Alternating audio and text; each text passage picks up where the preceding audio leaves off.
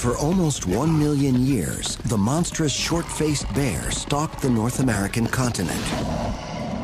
On all fours, it was 6 feet tall, yet it could outrun a horse.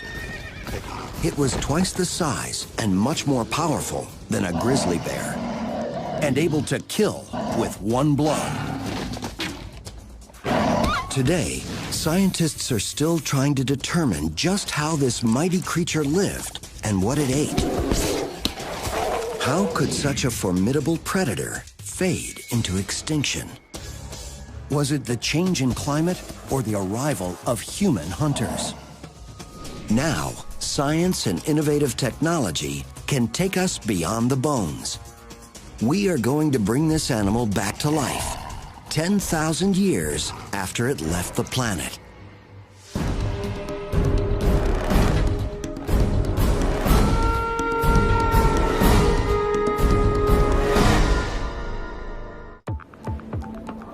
North America, 14,000 years ago.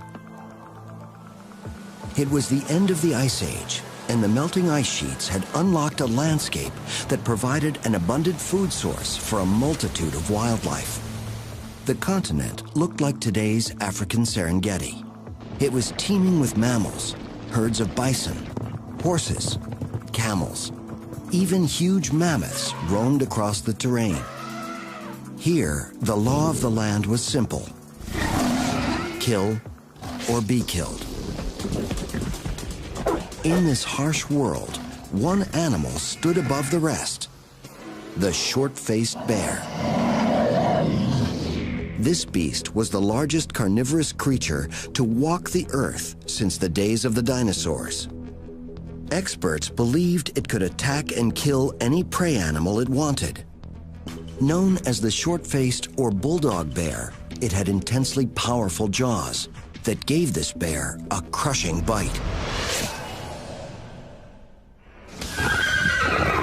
Using its sharp claws and ferocious jaws, this bear was an efficient killing machine.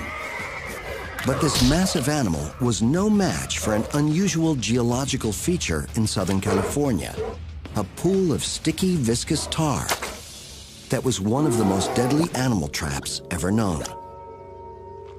The pools of tar were molten asphalt that bubbled up from thousands of feet below the Earth's surface, forming a series of small ponds that were hidden by leaves and foliage. Just 2 inches of tar was strong enough to totally immobilize any creature. The more the bear tried to pull itself free, the further it sank into the mire. If it was lucky, it would die of exposure and starvation within a few days. More likely, though, it would be torn apart and eaten by either dire wolves, saber-toothed cats, or lions. It was certainly a very painful death. The tar pits have provided a spectacular snapshot of life 14,000 years ago. This prehistoric graveyard of extinct Ice Age animals has resulted in one of the richest fossil sites in the world. It's known as the Rancho La Brea Tar Pits and is located in the heart of Los Angeles. Since 1913, scientists have been unearthing the remains of thousands of animals who died there.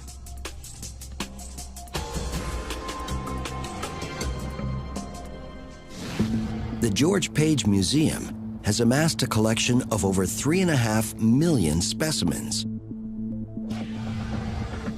one of the largest collections on Earth. Here we are at the primary storage area at the George C. Page Museum, where we have thousands of saber-toothed cat and direwolf bones, but I only have 3 racks of short-faced bear bones. This huge disparity in the number of recovered bones points to an important characteristic of the bear's personality. It was strangely elusive.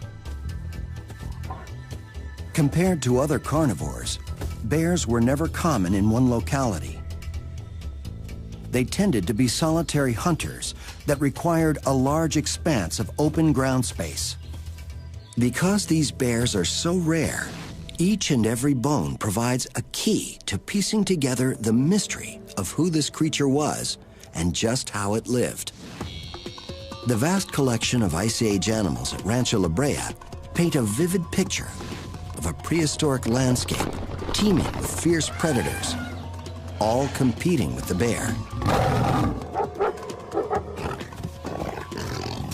There were saber-toothed cats, dire wolves, and American lions. These apex predators had an abundance of prey to hunt for, such as bison, horse, camel, and even the giant sloth. There were also humans who had migrated over the Bering Strait from Siberia to Alaska about 14,000 years ago. Experts agree that humans came in contact with short-faced bears. This means that the possibility exists that hunters and short-faced bears could have fought each other over freshly killed carcasses.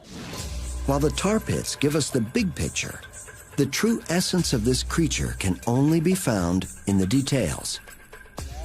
Working 3,000 miles north of the Page Museum, Dr. Paul Matthews has conducted breakthrough research on the short-faced bear. Inside his lab in the Canadian Yukon, Dr. Matthews has amassed a collection of over 3,000 bones from the short-faced bear and its contemporaries. The short-faced bear inhabited a broad swath of western North America, from northern Alaska down to Mexico. So it's difficult to say what was the one habitat or landscape that short-faced bears inhabited. Dr. Matthews, along with most experts, agree that this bear was a nomad, and nearly the entire North American continent was its habitat. The bones left behind from the myriad of Ice Age creatures are vivid evidence that the Pleistocene era was a brutally dangerous world for any apex predator, including the bear. No kill is easy. Any potential prey can and will fight for their lives. That animal's not going to stand there and let you just kill it. It's going to struggle. It's going to kick. It's going to try to get away. What often happens is that there are injuries that occur.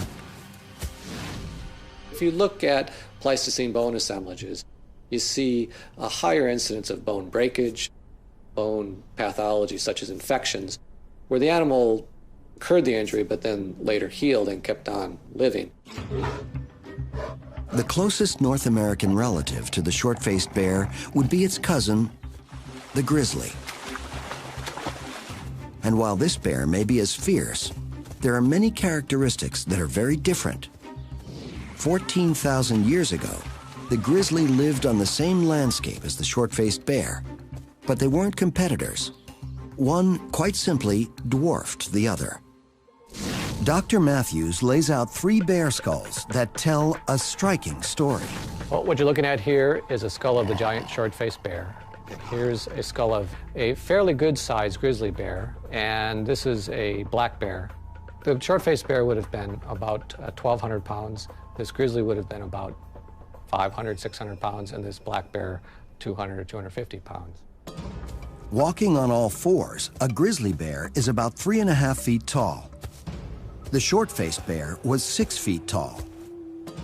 And when it stood up, this huge creature measured 11 feet. Even amongst other monsters, it stood out. A short-faced bear is quite a bit larger, 2 to 3 times the size of a grizzly bear we'd see today.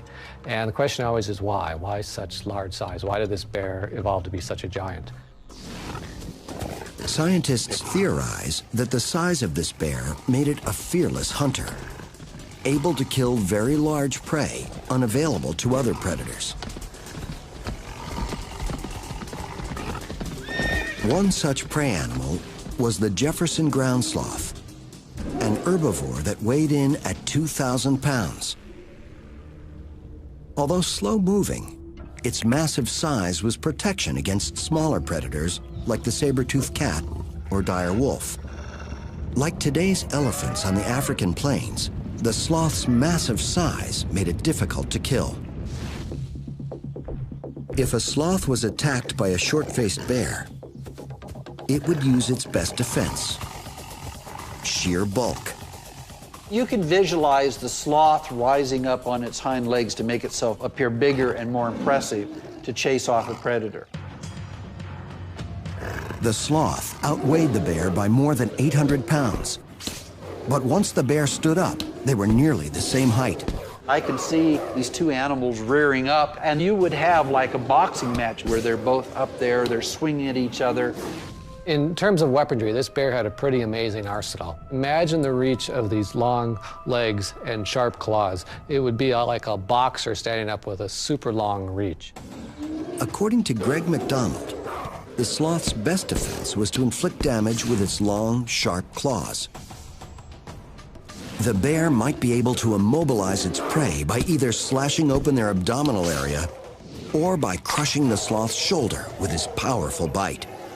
When you think of how powerful its jaw was, it would have created a lot of force that could certainly, if it got a hold of an animal's limb, would break it very quickly with the jaw muscles. With his shoulder broken, the sloth would be defenseless.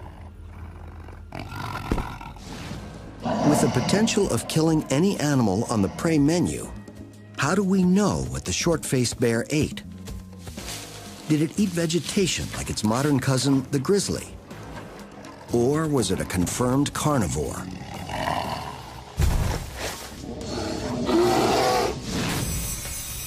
Now, these ancient bones become a dinner menu, helping us to go on a hungry prowl with one of the world's greatest predators. During the Ice Age, a monstrous predator stalked the American landscape: the short-faced bear. This animal died out about 10,000 years ago, but its bones provide an important record for paleontologists who are now studying this magnificent creature. In a lab located in Canada's Yukon, Dr. Paul Matthews cuts into a 26,000-year-old ulna from one of these elusive predators.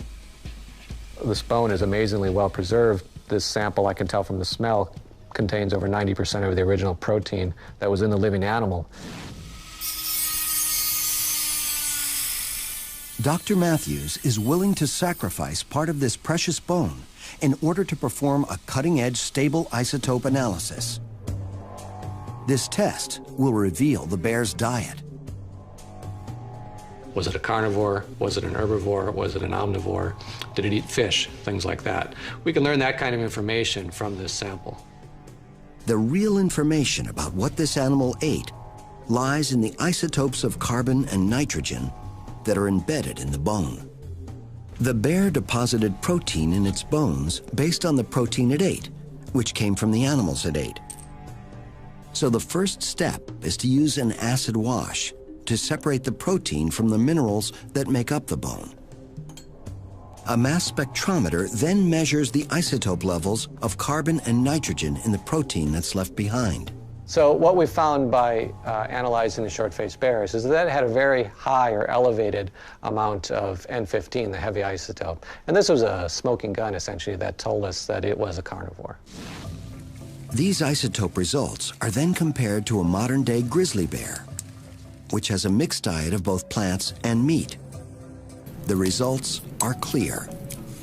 The short-faced bear only ate meat, a pure carnivore. More important, the isotope levels also reveal that short-faced bears had an appetite for almost every prey animal on the landscape. They would eat bison, horse, caribou, even mammoth. In looking at predator behavior, this presents an impossible scenario. There is no modern carnivore that can hunt down all those types of prey.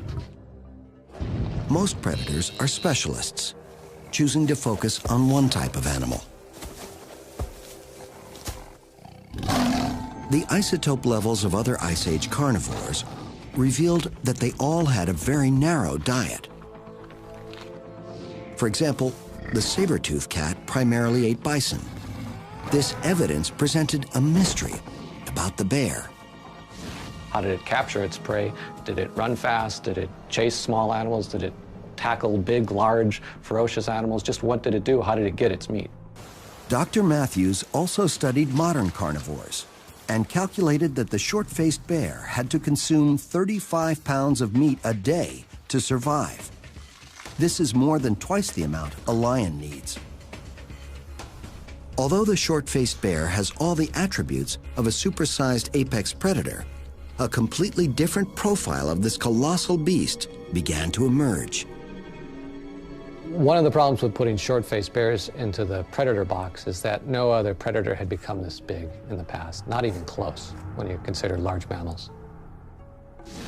When comparing the short-faced bear's gait to the grizzly, calculations show that the short-faced bear was slightly faster, reaching a top speed of 32 miles per hour. But the grizzly could accelerate from 0 to 30 much quicker. This put the short-faced bear at a huge disadvantage when it came to hunting.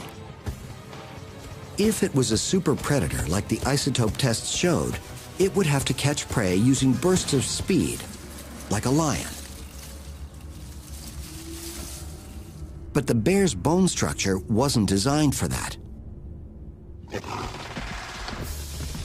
It became clear that the bear couldn't chase down its kill because its long legs were not suited to make sharp turns at high speeds. We're standing in front of a reconstruction of an adult giant short-faced bear, and the main thing that stands out are these super long legs that are also very skinny. For an animal this size, these bones are very gracile or thin. Their diameter is not proportioned to their length for an animal that is incurring all the dynamic stresses and strains of fast running. Yet we know this bear apparently caught and ate just about everything. But its long leg bones were not strong enough to handle the dynamic force of the bear's 1,200-pound weight. Using a modern-day leg bone, Dr. Matthews illustrates why it couldn't maneuver in for the kill. This is a tibia from a large mammal, and I'm going to demonstrate the effect of dynamic stress on it. This is a 5-pound bag of sand, and you can see that the bone is able to support the weight of that bag all on its own. But watch what happens when we put the weight in motion, which is the effect of an animal running.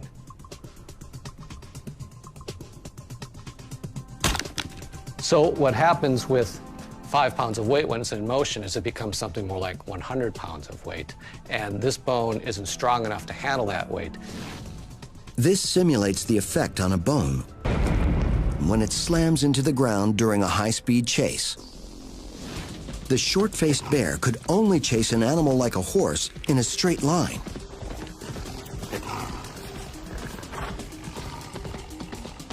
If the horse made a sharp turn and the bear followed, it could break its leg.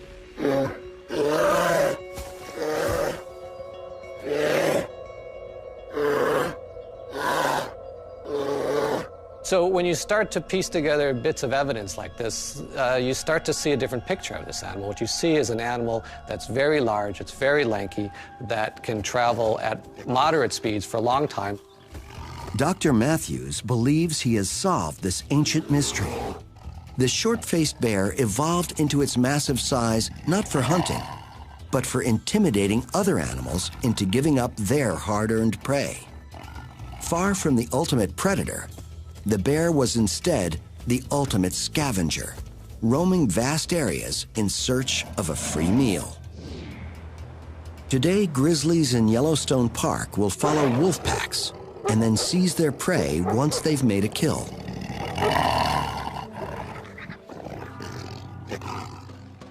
"14,000 years ago, the short-faced bear followed the same strategy. Just wait till a pack of dire wolves had run down and killed a bison.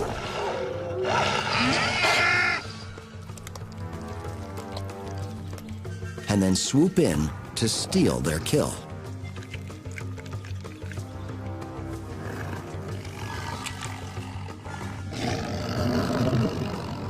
To protect their prey, the wolves would have encircled the bear and attacked him from different angles.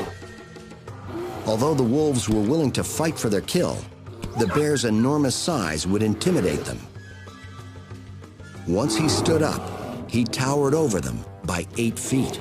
5 or 6 wolves would have been nothing compared to one short-faced bear. So if a short-faced bear came upon a pack of 5 wolves on a carcass, there would have been no question who would have got that carcass.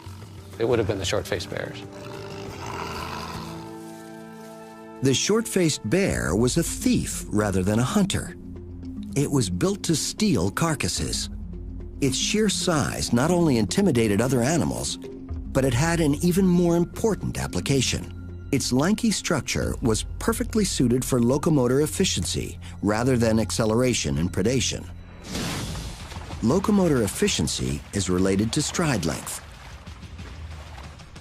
In hunting, the bear's thin legs were a disadvantage.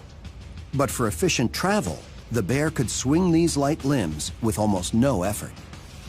This is actually a terrific gait if you're trying to reduce the effort it takes you to cover a square mile of ground. In his research, Dr. Matthews discovered the perfect animal that matched the bear stride for stride. It is one of the most efficient locomotors on Earth.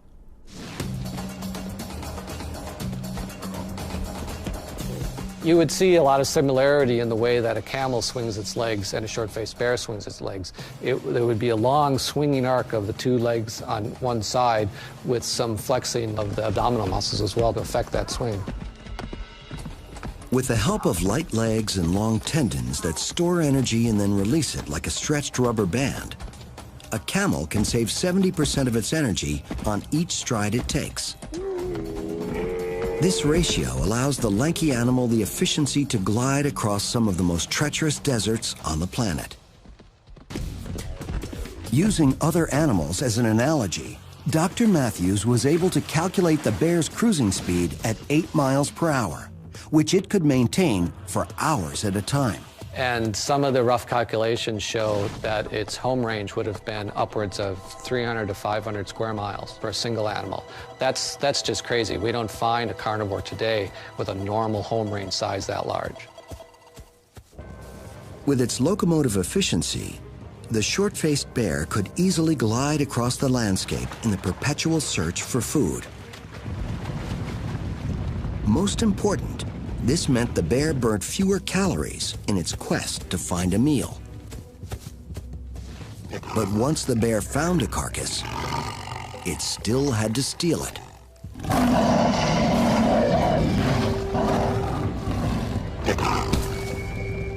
And that was where the bear would earn its place at the apex of the apex predators. 10,000 years after its extinction, the short-faced bear is still an enigma. Its size and ferocity point toward this beast being a hyper-carnivore, hunting down any and all prey. But today, scientists are painting a different picture. This creature could have been a super scavenger, combing the countryside for carcasses. A compelling clue lies in South Dakota, where Dr. Larry Agenbrod and his team of paleontologists found the remains of a short-faced bear. Its presence provides an important clue in piecing together the lifestyle of this mega carnivore. The bear that we've got in here, by all of our analysis, is a prime of life male. Pretty good sized bear. The question is, why is he in here? The bear was found among the remains of 55 mammoths at one of the most spectacular fossil sites in the world. 26,000 years ago, this area was a 60-foot deep sinkhole, about half the size of a soccer field. It was fed by an underground spring. Herds of mammoth were drawn to this mini oasis where they could find food and water. Eventually, some of these behemoths became trapped in the sinkhole. In 1974, Dr. Agenbrod brought a team of scientists to investigate the site.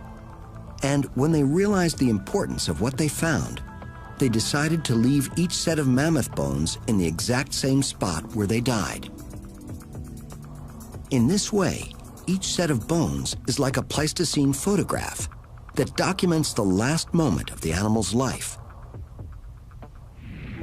The short-faced bear remains were discovered in 1983 in the midst of the mammoths. But this find presented a mystery. Was this short-faced bear hunting mammoths, or was there another reason why it died at the site? The sinkhole was very steep and slippery above the water level. A key clue was in just how the mammoths became trapped. Eating at the water's edge was dangerous. If they took one wrong step, they would fall into the water. Once in the sinkhole, there was no way out. The big round pads on their feet couldn't grip the slippery bank. So they stayed here till they either starved or died of exhaustion. Although the short-faced bear was gigantic, scientists believe it couldn't and wouldn't take on a mammoth. But a dying mammoth was a different proposition. Like a forensic investigator, Dr. Agenbrod carefully considered the death scene and came up with a scenario. The short-faced bear probably smelled either decaying or heard dying animals and decided he'd come in for hot mammoth sandwich for lunch, and maybe had one that was a little more alive than he anticipated.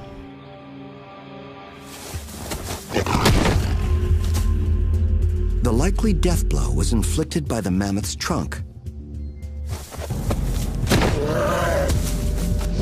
No evidence was found of trauma to the bear's bones.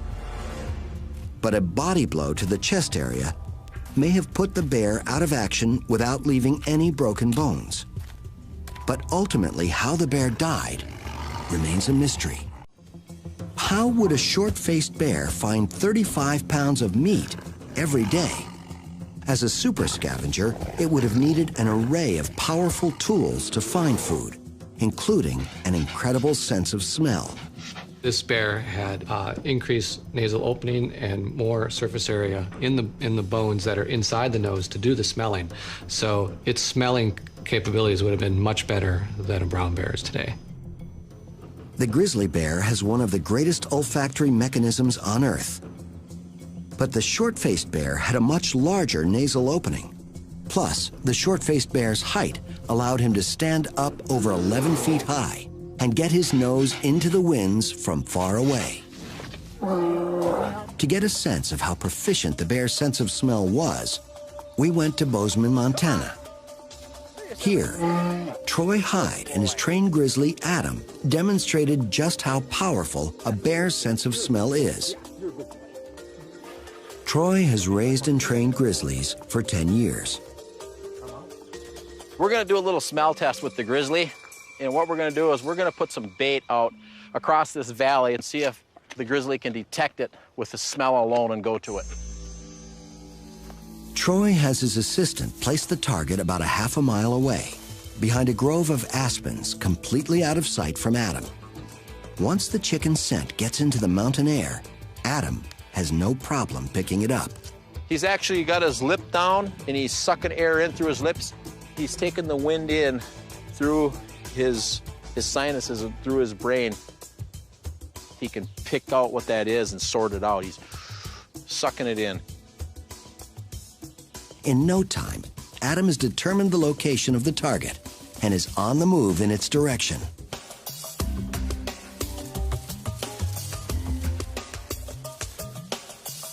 Adam has no problem finding the chicken. And Troy believes his olfactory range is much farther than the half mile he's just traveled.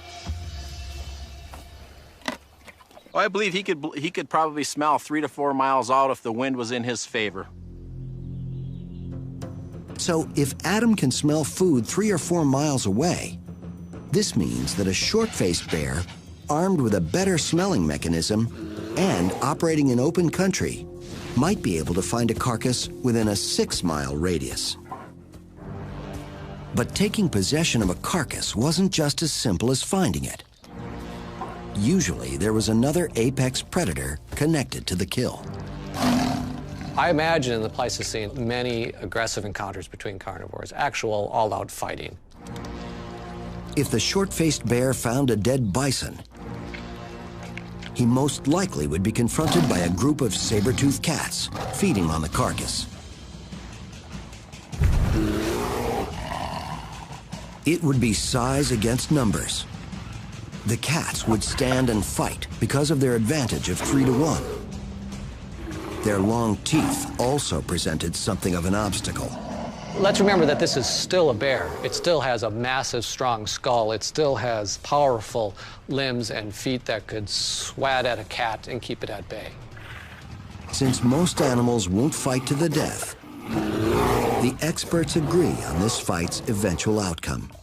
If the bear got in one good swipe and really debilitated one of the saber-toothed cats, they would probably retreat. Or in other words, the bear would kick the cat's butt.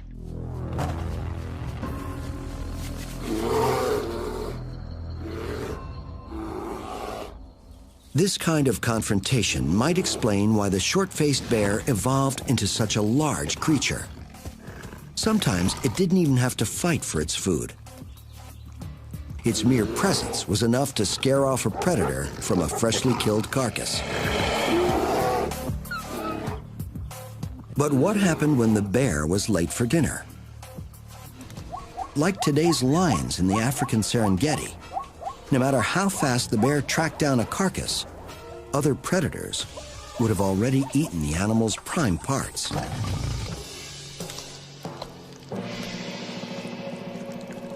It would be difficult for this massive carnivore to survive on the remains of a carcass that was essentially just skin and bones.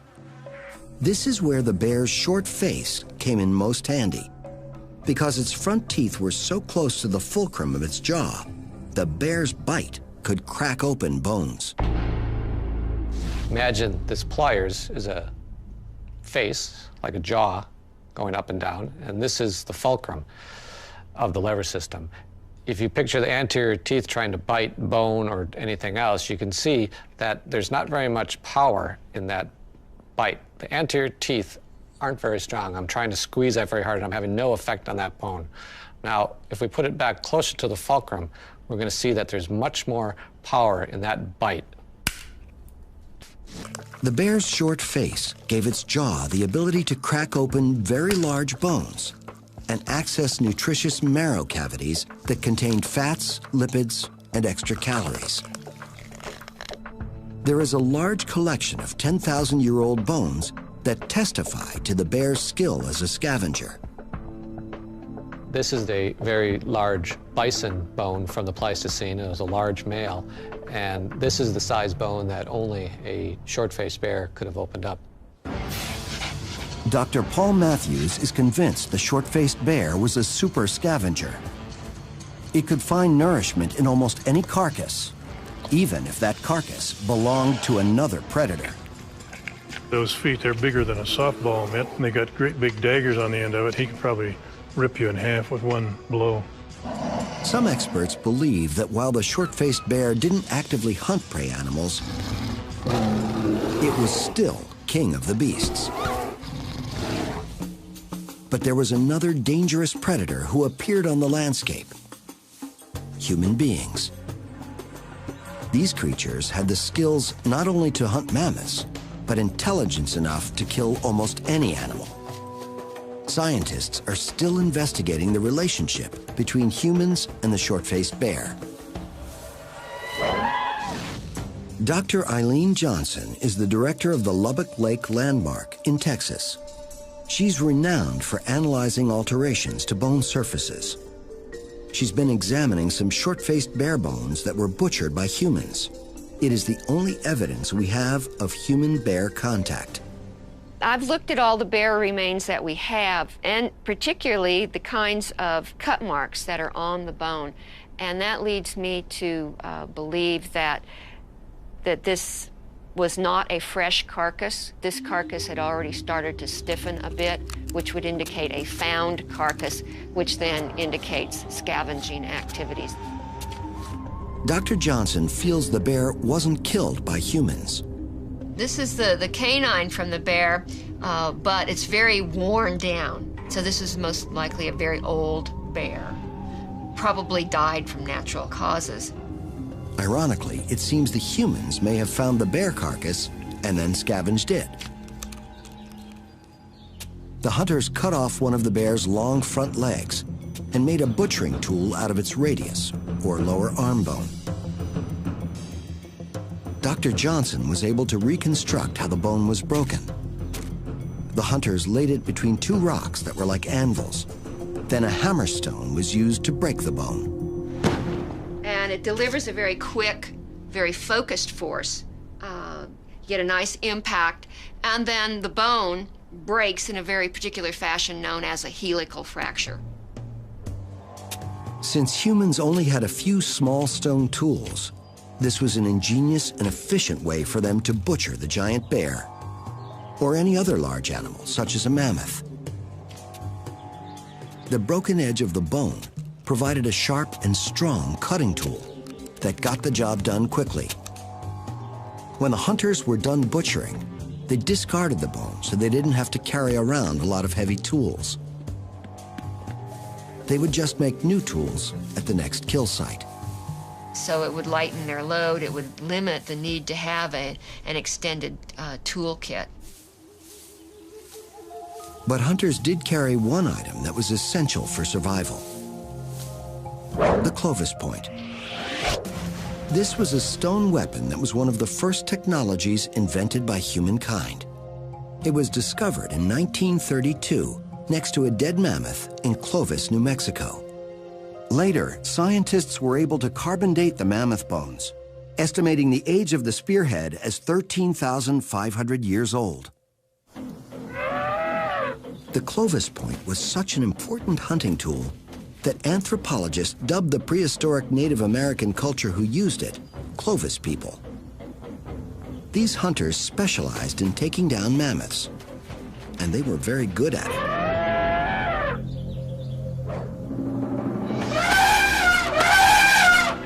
Paleontologists discovered one site in southern Arizona where at least 9 mammoths had been killed. But butchering a massive mammoth carcass would attract unwanted attention from a creature used to taking any carcass it found. If he smells a fresh kill, he's going to go for it. If there's a few funny-looking people around, that's not going to intimidate him. He's going to try to intimidate them, usually by standing up and giving a display of his size. But while the humans couldn't match the bear's strength, they did carry a lethal weapon that could protect them from any fierce predator. The atlatl dart, armed with a Clovis point. The atlatl was humankind's first mechanical invention. It was a stick with a hook or socket that a hunter used to launch a light spear armed with a Clovis point. This is a replica Clovis point. It's very sharp, and with a lot of power behind it, it's easily going to penetrate the bear's skin. When thrown properly, an atlatl dart traveled at 100 miles per hour and was very accurate at close range. Still, Dr. Agenbrod feels it would have to be a very lucky shot. The hunters would have to aim for the vital organs that offered the most vulnerable target. Behind the bear's rib cage were its lungs, heart, and liver. You don't want to try hitting this animal in the head. You're going to be bear food if you do that. But who would have won this fight? In my opinion, Clovis people were very intelligent. They're using the very best tool material. They've invented a spear point that is a killing machine, and they're going to try to dispatch him. You don't want to be in direct competition with this bear because you're going to lose. These are people who are trained from their youngest time. They're trained with their weapons, so I think that they are capable of defending themselves. While the results of human-bear conflict aren't certain, there is one undeniable fact. 10,000 years ago in North America, the megabeasts suddenly went extinct. This event is unprecedented and unexplained. Along with the short-faced bear, the dire wolf, lion, mammoth, sloth, and saber-toothed cat were wiped off the face of the earth. The short-faced bear was the last to die out. Without conclusive evidence, scientists are still grappling with the reasons for this mass extinction. Currently, there are a number of popular theories. One is overkill by humans. I think the prime extinction method for Pleistocene megafauna was by human hunting. The only really new element in the environment at about 11 to 12,000 years ago is the arrival of human hunters that we call Clovis people. Scientists have identified 14 kill sites in the United States where humans slaughtered mammoths or mastodons. But there is disagreement on the significance of this number. Many experts feel 14 sites is too few to prove overkill. There's also another thought that's been proposed that when humans come in, one of the first things they do is they kill off predators. Predators potentially prey on the humans, and so you get rid of them. No evidence has been discovered that humans killed even one short-faced bear, saber-toothed cat, or dire wolf. Just the fact that humans are on the landscape isn't compelling enough evidence to say that it's humans that causes extinction. We know that humans and these large animals coexisted in other places on the planet for a long time, and it didn't lead to their extinction. It is hard to imagine that a modest human population could have emptied an entire continent of its megafauna.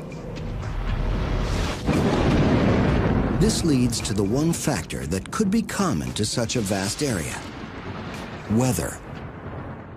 17,000 years ago, North America witnessed rapid climate changes. A new theory suggests a comet collision was responsible. Some scientists believe there was a cold snap between about 12,900 and 11,500 years ago. This partial return to freezing ice age conditions put enormous stress on the ecosystem. We can tell from the isotopic analysis of the junipers that plants were greatly stressed. They weren't providing very much in the way of food, so there wouldn't have been very many herbivores. And in turn, there wouldn't have been that many carnivores. But detractors again point to a lack of evidence. Where are the deposits of starved or frozen animals that would be left behind had there been such a sudden climate swing?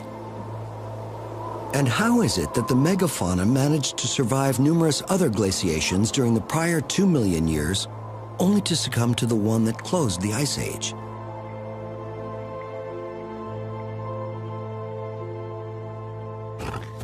So what happened to the short-faced bear?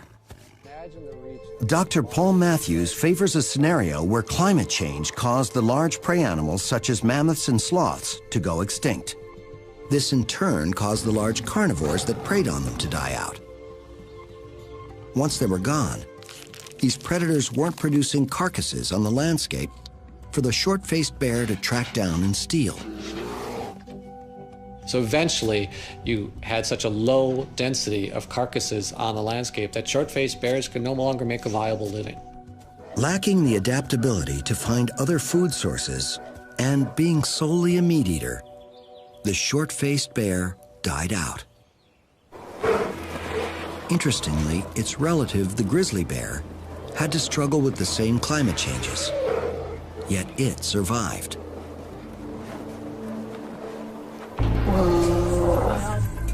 Today, the North American grizzly, like Adam here, has the same abilities as his ancestors did 20,000 years ago. Grizzly bears can find food just about anywhere. They have the nose to find it. They're an omnivore. And so they can find those different food sources, which has allowed them to exist today. As we walked through the forest with Adam, the entire area was like a supermarket for him. The grizzly has the ability to find food anywhere, starting with the bugs and slugs that live under the rocks. One of the things you saw the grizzly use his body weight as he got low to pull the rocks back.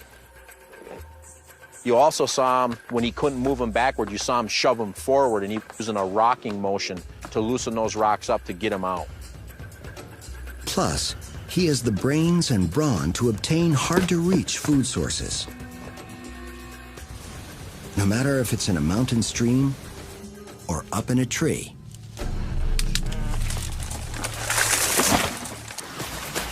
Unlike the short-faced bear, the grizzly has evolved in its ability to adapt to its surroundings.